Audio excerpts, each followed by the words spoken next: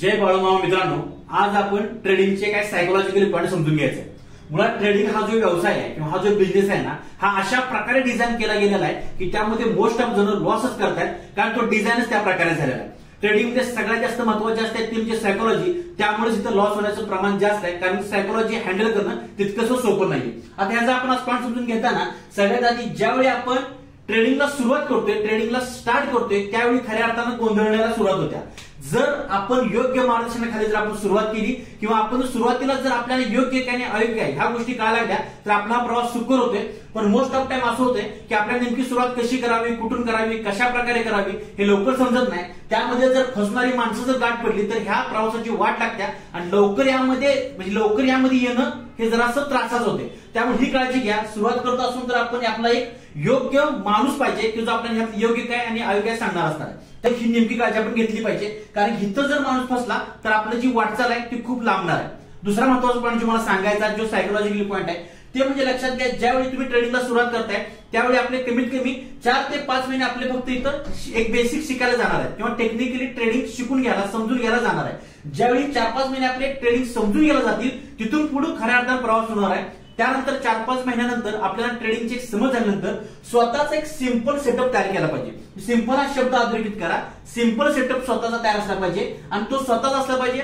समजा जर स्वतःचा तयार करायला अडचण जात असतील तर दुसऱ्याचा अडॉप्ट केला तरी चालेल, पण ज्याचा तुम्ही अडॉप्ट करताय त्याच्याकडे त्या सेटअपचा परिपूर्ण नॉलेज असलं पाहिजे. त्याचे रूल, त्याचे डिसिप्लिन सगळे त्याला माहित असले पाहिजे. ते झाल्यानंतर हा सेटअप आपण इथं अडॉप्ट केला किंवा स्वतःचा एखादा तयार केला, त्यानंतर खऱ्या अर्थाने पुढचा प्रवास सुरू होणार आहे. लक्षात घ्या, तो सेटअप कसला पाहिजे हे सगळ्यात महत्वाचं आहे. तो सेटअप कसला पाहिजे, तो सेटअप जवळजवळ प्रॉफिटेबल सेटअप पाहिजे. सेटअप आपण लाखभर आहेत, हजारभर सेटअप आहेत, पण प्रॉफिटेबल सेटअप. आता प्रॉफिटेबल सेटअपचा अर्थ काय, त्या सेटअपची विन रेशो आहे तो 50%च्या वर पाहिजे. आता एक समजून घ्या, तुम्ही कोणत्याही सेटअपवर जर काम करायला सुरुवात केली तर त्या सेटअपचा 30% प्लस अॅक्युरेसी तुम्ही सुरू केल्या असत्या, पण 50%च्या वर अॅक्युरेसी येणं लय गरजेचं आहे. मग त्यासाठी आपल्याला त्याला रूल घालावे लागतात. त्यामुळे कुठलाही तुम्ही सेटअप स्वतःचा करत असाल किंवा अडॉप्ट करत असाल तर ही काळजी घ्या, तो 50%च्या वर त्याचा विन रेशो पाहिजे. एखादा सेटअप प्रॉफिटेबल आहे का नाही ते कसं ओळखावं, तर प्रॉफिटेबल सेटअप जो आहे त्याचं बॅक टेस्टिंग जे आहे ते जवळजवळ 1000 वेळा, एक बॅक टेस्टिंग जे आहे ते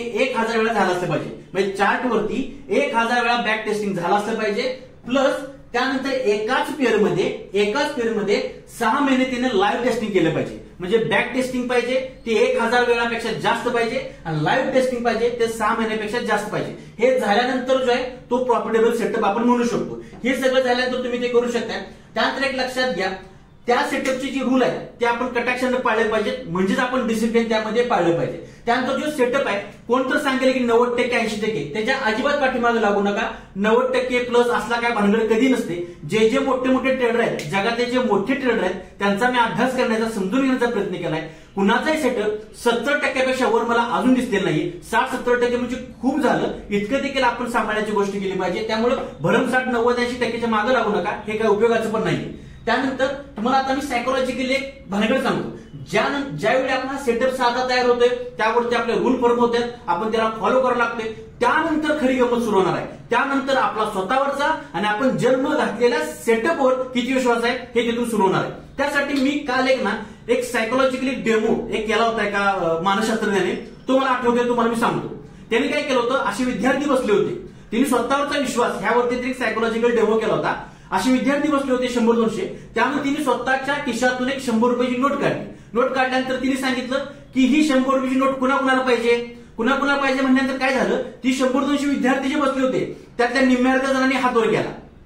निम्म्या जणांनी हात वर केला नाही, म्हणजे हात वर करत नव्हते. त्यांना वाटत होते की मी हात कसा वर करू, म्हणजे करू का नको, ह्या द्विधा मनस्थितीत. जिने हात वर केला त्याने काय विचार केला असणार आहे, मिळालं तर मिळालं, काय होते बघूया तर काय होते, हात तर नुसतं वर करूया, किंवा शेजाराने केल्या पण हिने पण केला. पण हे सगळं झालं असताना त्यातून त्याने असाच जवळजवळ 1 मिनिट उभा होता. 100 रुपये कुणाला पाहिजे म्हणून असाच 1 मिनिट हात वर करून उभा होता. त्यामध्येच एक मुलगा उठला, पळत आला आणि त्याने 100 रुपयाची नोट हाताने काढून घेतली. आता यामध्ये काय शिकायला मिळलं, त्या शास्त्रज्ञाने असं नव्हतं म्हणलं की कुणाला 100 नोट पाहिजे तिने हात वर करा. तिने फक्त एवढंच म्हणलं होतं कुणाला 100 नोट पाहिजे असा हात वर केला. त्यातल्या कोणी येऊन ती ग्रॅब केली पाहिजे. म्हणजे थोडक्यात ती संधीचं सोनं करता आलं पाहिजे. तेच लक्षात ठेवा, ज्यावेळी आपला सेटअप हा सगळा तयार झालेला असतोय त्यावरती आपले रूल तयार झालेले असतात, तर ज्या वेळी चार्टमध्ये आपला सेटअप होईल, ज्यावेळी 100 नोट अशी हातात धरली जाईल त्यावेळी अजिबात विचार करायचा नाही. पहिल्यांदा पटकीनं उठून जाऊन त्या हातातच घ्यायची, कारण की तो विश्वास आपला त्यावरती पाहिजे. संधीसारखी मिळणार नाही. एकदा का नोट ती खिशात गेली नंतर खिशात हात घालून ओढून काढायची नाही, त्यावेळी आपला हातच जळणार आहे. त्यामुळे संधी आपल्याला कधी मिळत्या, सेटअप आपला कधी तयार होतोय हे बघितलं पाहिजे आणि उठून जाऊन ते धाडस करायचं. ते धाडस कधी येणार आहे, ज्यावेळी आपल्या सेटअपवरती प्रचंड विश्वास तयार होणार आहे. विश्वास कधी तयार होणार आहे, ज्यावेळी आपण आपल्या सेटअपवरती प्रचंड काम करणार आहे. तर अशा प्रकारे सायकोलॉजी काम करत्या. आपली संधी आली की ती संधी सोडायची नाही, त्या संधीचं सोनच करायचं. हाताची घडी घालून बसायला नाही, कुणी हात वर केला का बघायचं नाही, उठायचं आणि ती संधी ग्रॅब करायची. बाकी तुम्ही समजदार आहे. जय बाळूमामा.